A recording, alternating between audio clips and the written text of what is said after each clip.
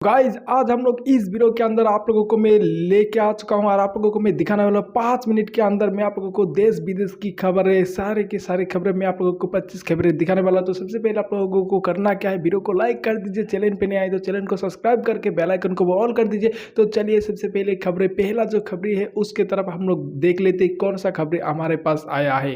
नमस्कार, मैं रवीश कुमार। चलिए जानते हैं देश दुनिया की तमाम महत्वपूर्ण खबरों को सिर्फ 5 मिनट में। लेकिन आगे बढ़ने से पहले अगर आपने अभी तक इस वीडियो को लाइक नहीं किया है तो कृपया लाइक कर दें, चैनल को सब्सक्राइब करें और कमेंट में जरूर बताएं कि आप ये वीडियो कहां से देख रहे हैं। उपराष्ट्रपति चुनाव में गद्दार कौन, ढूंढ रहा विपक्ष। सीपी राधाकृष्णन देश के 15वें उपराष्ट्रपति चुन लिए गए हैं। काउंटिंग शुरू होने से पहले एनडीए की ताकत संसद में 427 वोटों की मानी जा रही थी, लेकिन उनके खाते में 452 वोट आए। एनडीए की ओर से दावा किया गया कि विपक्षी खेमे में सेंधमारी के चलते उन्हें 14 अतिरिक्त वोट मिले हैं। एनडीए की यह जीत विपक्ष के लिए बड़ा झटका मानी जा रही है। ऐसे में अब विपक्ष उन गद्दारों की तलाश में है जिन्होंने क्रॉस वोटिंग की है। हमारे तरफ से क्रॉस वोटिंग नहीं हुई, आरजेडी नेता तेजस्वी यादव ने कहा। उपराष्ट्रपति चुनाव में जो जीते हैं उन्हें बधाई। हमें उम्मीद है कि वे सत्ता पक्ष और विपक्ष दोनों को साथ लेकर चलेंगे, संविधान की रक्षा करेंगे, संसद को कानून के हिसाब से चलाएंगे।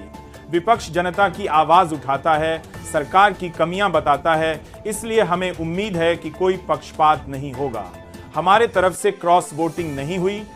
हमारे 9 सांसदों ने मजबूती से एक पक्ष में वोट दिया है।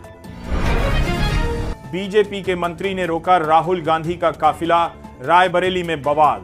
2 दिवसीय दौरे पर यूपी के रायबरेली पहुंचे राहुल गांधी का बीजेपी विरोध कर रही है। योगी के मंत्री दिनेश प्रताप सिंह अपने समर्थकों के साथ राहुल गांधी के रास्ते में धरने पर बैठ गए। राहुल वापस जाओ के नारे लगाए। विरोध के चलते राहुल का काफिला करीब 1 किमी पहले ही रोक दिया गया। पुलिस मंत्री दिनेश को उठाने पहुंची तो बीजेपी कार्यकर्ताओं के साथ धक्का मुक्की भी हुई। इससे पहले राहुल ने अपने कार्यकर्ताओं से मुलाकात की थी। चुनाव आयोग का काम सवाल करना नहीं। मुख्य चुनाव आयुक्त ज्ञानेश कुमार ने राहुल गांधी से आरोपों पर एफिडेविट मांगा है, जिसे 3 पूर्व चुनाव आयुक्तों एसवाई कुरैशी, ओम प्रकाश रावत और अशोक लवासा ने गलत माना है। उन्होंने कहा कि चुनाव आयोग का काम सवाल करना नहीं है, उसे आरोपों की जांच करके लोगों के सामने तथ्य रखना चाहिए। आयोग के आदेश, निर्देश और निगरानी में फील्ड मशीनरी काम करती है, किसी से गलती हो सकती है। भारत की स्थिति भी ठीक नहीं। नेपाल में बिगड़े हालात को लेकर शिवसेना सांसद संजय राउत ने बड़ा बयान दिया है। उन्होंने कहा, भारत की भी स्थिति ठीक नहीं है, ऊपर सब कुछ ठीक दिखाने की कोशिश हो रही है। पीएम मोदी और उनकी सरकार गांधी के विचारों की वजह से बची हुई है। श्रीलंका, नेपाल, बांग्लादेश में हो चुका है और पाकिस्तान में तो होता ही रहता है। राउत ने एक्स पर लिखा, ये हादसा किसी भी देश में हो सकता है, सावधान रहिए। ये लोग क्रॉस वोटिंग करवाने में माहिर हैं। पूर्णिया से निर्दलीय सांसद पप्पू यादव ने उपराष्ट्रपति चुनाव पर कहा, ये लोग क्रॉस वोटिंग करवाने में माहिर हैं। ये हर पार्टी को ईडी, सीबीआई दिखाकर डराकर रखते हैं। जिस तरह बीजेडी ने वोट नहीं दिया, ये बीजेपी का दूसरा धड़ा है। पहले धड़े ने वोट दिया लेकिन दूसरे ने नहीं दिया, जिन्होंने इंडिया गठबंधन के साथ रहकर दगा किया। उन्हें अपनी आत्मा से पूछना चाहिए कि क्या उन्होंने लोकतंत्र के मंदिर, संविधान का भला किया है। हमें अपने संविधान पर गर्व है। पड़ोसियों के हालात देखें। सुप्रीम कोर्ट ने आज एक केस की सुनवाई के दौरान नेपाल और बांग्लादेश में तख्ता पलट और हिंसक आंदोलनों का जिक्र किया। सीजीआई बीआर गवई ने कहा, हमें अपने संविधान पर गर्व है। आप देखिए पड़ोसी देश नेपाल और बांग्लादेश में कैसे हालात बने हुए हैं। बता दें कि बांग्लादेश में छात्र आंदोलन के बाद शेख हसीना का तख्ता पलट किया गया था, जबकि नेपाल में जेन जेड आंदोलन के चलते ओली सरकार गिर गई है। डीसी में ट्रंप का विरोध, बताया आज का हिटलर राष्ट्रपति डोनाल्ड ट्रंप वॉशिंगटन डीसी में मंत्रियों के साथ व्हाइट हाउस के पास एक रेस्तरां में डिनर करने पहुंचे, जहां उन्हें एंटी इजराइल प्रोटेस्ट का सामना करना पड़ा। प्रदर्शनकारियों ने फ्री डीसी और फ्री फिलिस्तीन के नारे लगाते हुए ट्रंप को मौजूदा समय का हिटलर बताया। वहीं ट्रंप ने अपने नेशनल गार्ड्स की तैनाती के फैसले पर कहा कि शहर में अपराध में कमी आई है, लोग खुद को सुरक्षित महसूस कर रहे हैं। हम नेपाल, श्रीलंका और बांग्लादेश से प्यार करते हैं। नेपाल में ओली सरकार गिर चुकी है और हिंसक प्रदर्शन अब भी जारी हैं। इसको लेकर पश्चिम बंगाल की मुख्यमंत्री ममता बनर्जी ने कहा, हम नेपाल, श्रीलंका और बांग्लादेश से प्यार करते हैं। हम सभी सीमावर्ती देशों से प्यार करते हैं।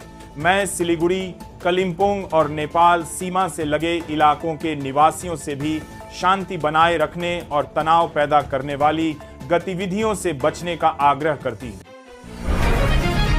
आखिर क्या हुआ? क्यों भड़की फ्रांस की जनता? नंबर 1, फ्रांस सरकार ने 2026 के बजट में 643 अरब की बचत योजना बनाई। नंबर 2, इसके तहत सार्वजनिक सेवाओं में कटौती। नंबर 3, 2 साप्ताहिक छुट्टियों को खत्म करना। नंबर 4, स्वास्थ्य बीमा में मरीजों की भुगतान राशि को बढ़ाना। नंबर 5, बढ़ती महंगाई और असमानता के बावजूद वेतन वृद्धि नहीं। नंबर 6, प्रदर्शनकारी राष्ट्रपति मैक्रों को एलीट क्लास का प्रतिनिधि और अमीरों को फायदा पहुंचाने वाला मानते हैं।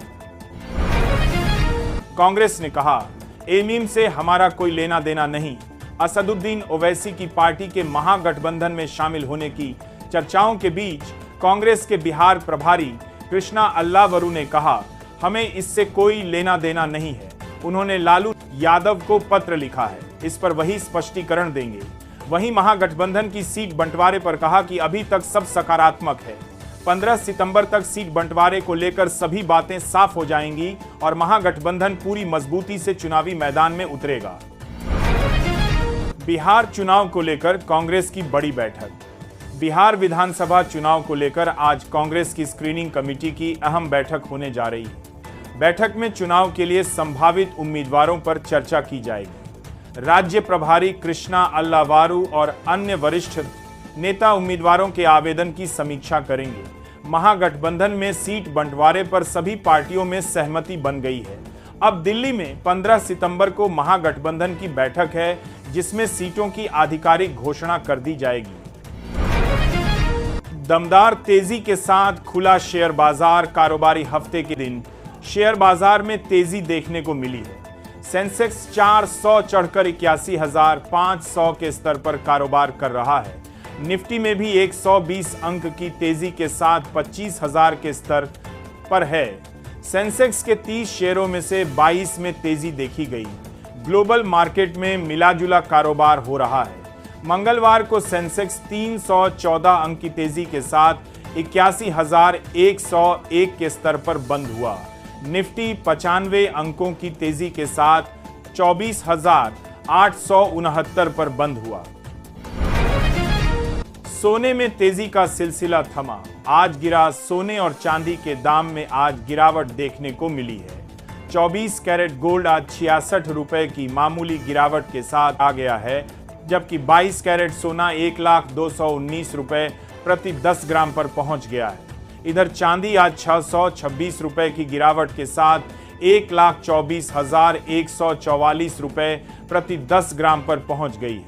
बीते कुछ दिनों से सोने और चांदी के दाम में भयंकर तेजी देखने को मिल रही थी, लेकिन आज तो दोस्तों आशा करता हूँ आप लोगों ने यहाँ पर फुल वीडियो को देख लिया। देखने के बाद आप लोगों को सारे कुछ यहाँ पर पता चल गया। आप लोग यहाँ पर सारे कुछ आप लोग खबर देख लिया। और आप लोग कहाँ से देख रही हो आप लोग कमेंट पे आप लोग कमेंट कर दीजिए। और वीडियो अच्छा लगता है तो वीडियो को लाइक कर दीजिए। चैनल पे नहीं आए तो चैनल को सब्सक्राइब करके बेल आइकन को भी ऑल कर दीजिए, क्योंकि ऐसे ही आप लोगों को वीडियो मिलता रहेगा। तो चलिए नेक्स्ट वीडियो पे मिलते, तब तक के लिए टाटा बाय बाय, जय हिंद, वंदे मातरम।